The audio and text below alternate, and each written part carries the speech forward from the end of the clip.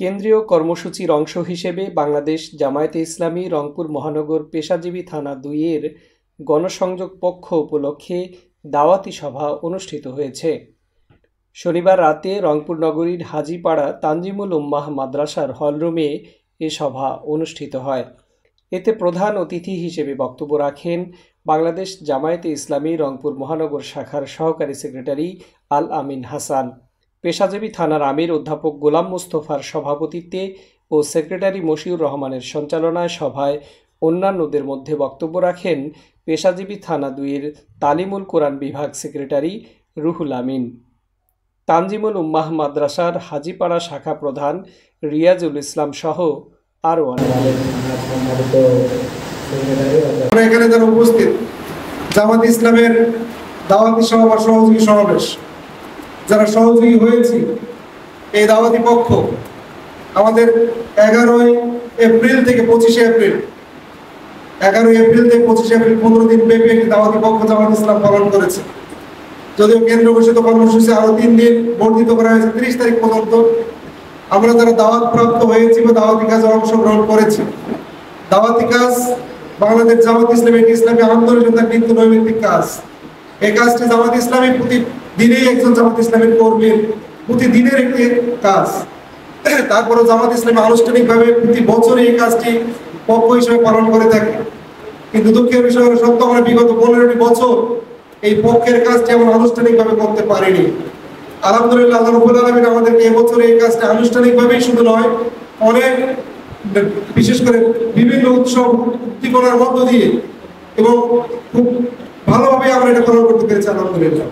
এবং এটার মধ্য দিয়ে আমরা যে প্রমাণটুকু পেয়েছি সেটা হলো বাংলাদেশ জামাত ইসলামকে বিগত 15 বছর ফ্যাসিস্ট আওয়ামী লীগ থেকে শুরু করে বিভিন্ন সুশীল থেকে শুরু করে বিভিন্ন টক শোতে যত বেশি বিষোদাগার বাংলাদেশ জামাত ইসলামীকে নিয়ে করা হয়েছিল, বাংলাদেশের জামাতের বিরুদ্ধে করা হয়েছিল, যত জুলুম নির্যাতন অত্যাচার করা হয়েছিল, তারা এসব করে জামাত ইসলামকে আরো এগিয়ে দিয়েছে। তার বাস্তব প্রমাণ আমরা এবারে পেয়েছি আলহামদুলিল্লাহ। যারা এর বিরোধিতা করেছে, বিরোধিতা করতে জামাত ইসলাম বিশেষ করে জনপ্রিয়তাকে আরো বাড়িয়ে দিয়েছে আলহামদুলিল্লাহ। এটার প্রমাণ আমরা পেয়েছি এই গণসংযোগে। বিশেষ করে ঢাকায় যারা আমরা দেখেছেন বা আমরা রংপুরে যারা গণসংযোগ পক্ষ পালন করেছি, স্বতঃস্ফূর্তভাবে মানুষ জামাত ইসলামে যোগদান করেছে।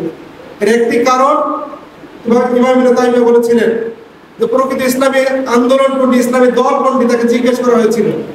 তিনি এর জবাবে বলেছিলেন যে দলটির উপর বেশি অত্যাচার নির্যাতন জুলুম হয় সেই দলটি প্রকৃত ইসলামী দল। আমরা এটার প্রমাণ পেয়েছি।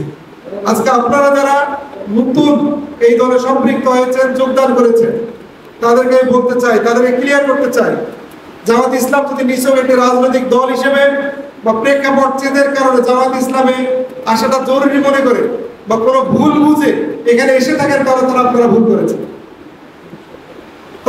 তারা ভুল করেছেন। আমি রিপিট করতেছি, কারণ বাংলাদেশ জামাত ইসলামী কোনো রাজনৈতিক দল নয়। জামাত ইসলামী রাজনৈতিক দল তখনই কারণ দাবি দেওয়া আদায় করতে গেলে, ইসলামী জীবন বিধান পালন করতে গেলে রাজনীতির প্রয়োজন আছে। এজন্য বাংলাদেশ জামাত ইসলামী রাজনীতি করে। আজকে যদি ইসলামে ধর্ম না থাকতো, তাহলে জামাত ইসলামী ধর্মীয় আন্দোলন করতো। ধর্ম আছে বলেই জামাত ইসলামী ধর্মীয় আন্দোলন করে। আজকে ধর্মীয় জীবন বিধান পালনের জন্য, ইসলামী ধর্মীয় জীবন বিধান পালনের যে নির্দেশনা আছে, এটা পালন করতে গেলে রাষ্ট্রীয় ক্ষমতার দরকার আছে বলে জামাত ইসলামী এই কাজটি করে। এজন্য জামাত ইসলামী নিয়মতান্ত্রিক এবং গণতান্ত্রিক প্রক্রিয়া একটি কল্যাণধর্মী সমাজ গঠনের জন্য কাজ করে যাচ্ছে। এজন্য জামাত ইসলামের 4 দফা কর্মসূচি আছে: দাওয়াত ও তাবলীগ, সংগঠন ও প্রশিক্ষণ, সমাজ সংস্কার, সমাজসেবা এবং রাষ্ট্রীয় সংস্কার এবং সংশোধন। প্রথম দফার কাজ হলো দাওয়াত ও তাবলীগের এই কাজ জামাত ইসলামী করেছে এবং আপনারা গ্রহণ করে সহযোগী হয়েছেন আলহামদুলিল্লাহ। এটা জামাত ইসলামের একটি নিত্য নৈমিত্তিক কাজ।